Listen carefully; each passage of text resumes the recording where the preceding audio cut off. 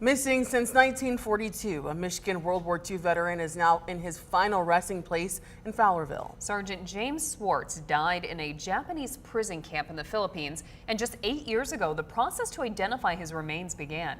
13 Your Side's Micah Cho talked with a Caledonia man this afternoon who says a DNA sample of him helped bring him home. Micah. Elaine and Laura and Bob Byes got a letter in the mail back in 2017 asking if he was related to Sergeant Swartz and if he would help identify him through DNA. A veteran himself, he said the answer was an immediate yes. He died 9 years before I was born, but I would hear about his name at family reunions. Robert Byes says he never knew his great uncle, Sergeant Jim Swartz, but he says his legacy and sacrifice lived on through the family. He enlisted in the Army Air Corps in 1939.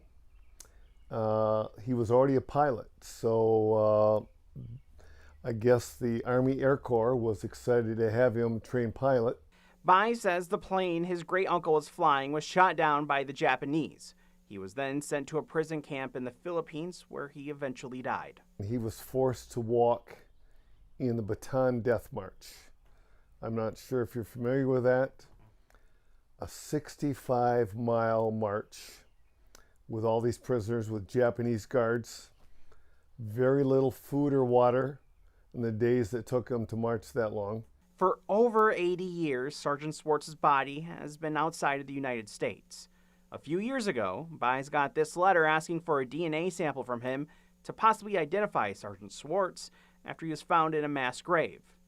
Byes, a Navy veteran, said yes. His remains had been identified late last year, and then he was buried on May 3rd in Fowlerville. Military service passes through generations of the Byes family. His father was a Marine in the Korean War, his grandfather an Army soldier in World War I.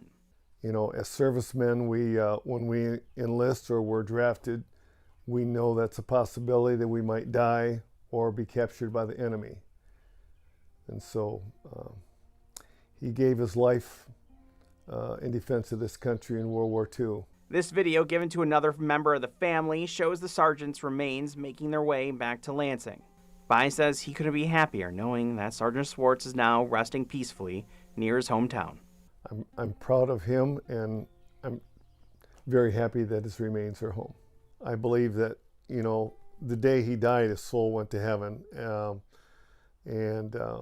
Yeah, so that gives me peace. So, According to the Department of Defense, around 80,000 American service members are still missing from World War II, the Korean War, Vietnam War, and beyond.